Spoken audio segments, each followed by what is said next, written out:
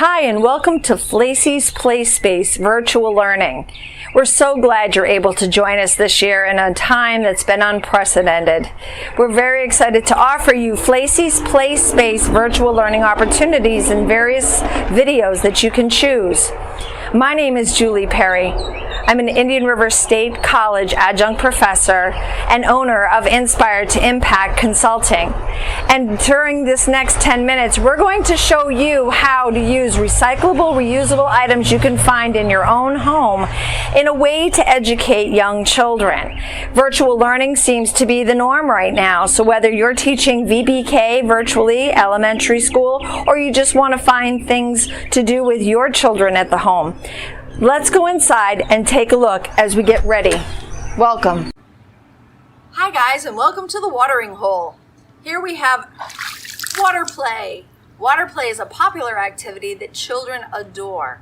They love the sensation of water, they love the feel of it, the taste of it, except unless they go to the beach, that salty water. Had some issues with that in the past. But if you don't want them drinking your table water at school, add a little salt or a little hand soap. That will take care of it. What you see here are some items that we use from our house in our water play area. Now, you don't have to have a swimming pool to use the water play. You have a bathtub, a shower, a sink, or even just a tub of water that you can allow a child to splash in. So here we have a metal colander, and children love to just pick it up and watch it rain. Did you hear that sound? Let's try it again.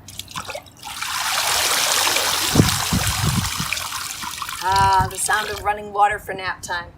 Other things that we can do are use math words like empty and full. This one is full, this one is empty. And they can transfer the water back and forth into the different cups that we have. Here's a spoon, acts similar to the colander. Might be easier for toddlers or to watch them sift that water through. We can also use funnels. Funnels are a great opportunity to have a cause and effect. When I pour the water in, then it goes through the funnel. Oh, look, I can catch the water and almost fill it up. See? Water is a great resource for young children to explore in. But remember, water has to have safety. Children can drown in even the smallest amount of water. Bathtubs, toilets, sinks, even swimming pools must be having supervision by an adult at all times. Safety first, water play second. One of the great skills that children love to learn, but it's a difficult task, is how to weave. It's an A-B pattern of in and out and in and out. A lot of times we cut paper and have them maneuver strips, but that's a very small section for children who are still practicing their fine motor skills. This is an activity that can be used with chain link fence or this type of fence that you can use at your school or in your backyard of your home. You just need something by which to weave with.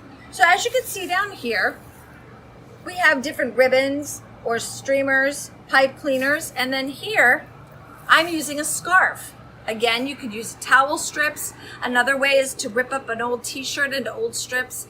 Those are things that we have in our house abundantly. And as you can see right here, I've made this secure without tying things in knots with a pipe cleaner. And that way, as I wove my items any way that I felt I needed to weave them, it was securely tied here. So I could do the same thing with my red scarf, as I did here with my red and blue ribbon. Now, I didn't bring a joining tool, but I can borrow this one. So I'm using a clothespin as my joining tool to hold two items together so that I don't get frustrated as I'm trying to weave. And then I have the opportunity to go in and around and in and around. Now, younger children might just wrap it around one pole. That's totally acceptable. The idea is to allow children to come outside with reusable, recyclable materials that they can find in their own home, such as streamers, ribbon or yarn, pieces of fabric, and joining tools to start learning their fine motor skills and also use that creativity. All right, here we are out on the deck You have an outside area, probably at the house. It could be the front yard, the side yard, or the backyard. The idea is to have the learning centers from the classroom brought outside. Many times we have children that go to recess or outdoor playtime, and in many instances it's go play, and the teachers have a break time. Making that time a learning time is just as vital outdoors as well as indoors. When you're at home, you can encourage children to make bubble solution out of dish soap and water. If you don't have access to commercial bubbles, you can also use other household items such as a colander. So here we have a little sand toy with holes. How fun is that with the bubbles? Here's another one. Have you ever used a fly swatter for bubbles? Let's see if this works. Science, because we're trying to determine the cause and effect. Here we go. Let's see. Whee! Oh, how much fun is that? And yes, there are bubbles and splashing going around, but that's the fun of being a child. If needed, bring a towel outside with you. And of course, blowing bubbles is so much fun. It builds oral motor muscles. It's science for cause and effect. It's a slippery texture. Bubbles are just so much fun. And then if you don't have children blowing bubbles, have them catch them with their pincher fingers instead of grabbing. Now toddlers will grab, but older preschoolers can start using those pincher fingers to build those small motor muscles. And if you really can't see it very well, but I made a circle with chalk. So we knew that the bubble supplies stayed within the boundaries of that. Now they don't have to play within those boundaries, but there is a circle here to say that this is where the materials stay so that we don't have items that are all over the place, okay? So they can bring it up. How fun is that? Next on this side, we have some sticks. Oh, 3 little pigs. Yep, I heard you say it. Building a house of sticks. Again, we built a border. This is more just to keep the supplies within the border. It doesn't mean that the children are given a border. They may take these sticks and play on the other side of this, but this is just to say during cleanup time, this is where this belongs. These are just some old wood pieces that we've had laying around the house, different types of textures and sizes, and children can create with this, they can build with it. Let's see if I can do it. There we go, success. They could even use the box it comes in as long as it stays intact so we can put it away. But using sticks and blocks and wood pieces, and then using that opportunity to just create, you'd be surprised what your children will make with reusable, recyclable materials. So this is a science area that we brought outside using physics and math to call our area ramps and balls.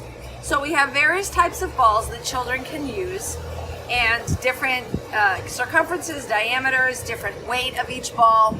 And then these are, again, cardboard pieces that come from different appliance boxes. I think this one came from a refrigerator. I'm not quite sure, but we have many of these. And the children love these ramps.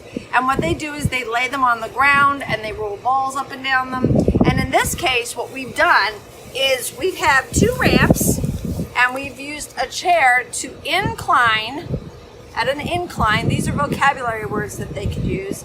And we want to find out which ball will roll the fastest down the ramp. So this one is a ping pong ball and this is a golf ball. All right, and so they look around the same size, but the weight is different. And if I had a scale, we could add them on the scale, but children can use their hands and feel the different sizes that are there.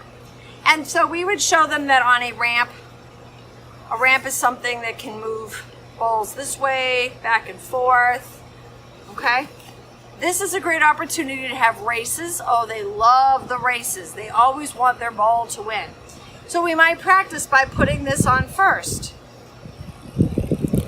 And we could say the words, was that fast or slow? And they could be right either way because there's nothing to compare the fast and slow. But if I put the golf ball on, whoa, that went a lot faster than this ball did, and we can talk about why that is. As older that the children are, the more they're able to understand those scientific concepts. But ramps are fun because children are able to place them wherever they want. They can place them on the ground, they can use them as intersections. So if I roll this ball this way, you can see that it would go in an intersecting direction. So I'm gonna do an experiment, and we might use the words prediction. I predict that when I roll this golf ball down this one, it will go faster than when I roll the ping pong ball down this one. Oop, we have a butterfly that's visiting. All right, that means I have to roll them at the same time. Okay, so here we go. Golf ball, ping pong ball. Count it down with me. Ready? 3, 2, 1. Here we go. What? So was our prediction right? The golf ball went faster than the ping pong ball. And we can talk about why that is. So I encourage you to find, if you don't have these types of ramps, you can go to Home Depot, Lowe's. They have tons of these. They're throwing in the dumpster all the time. And again, it's using recyclable, reusable materials in the home.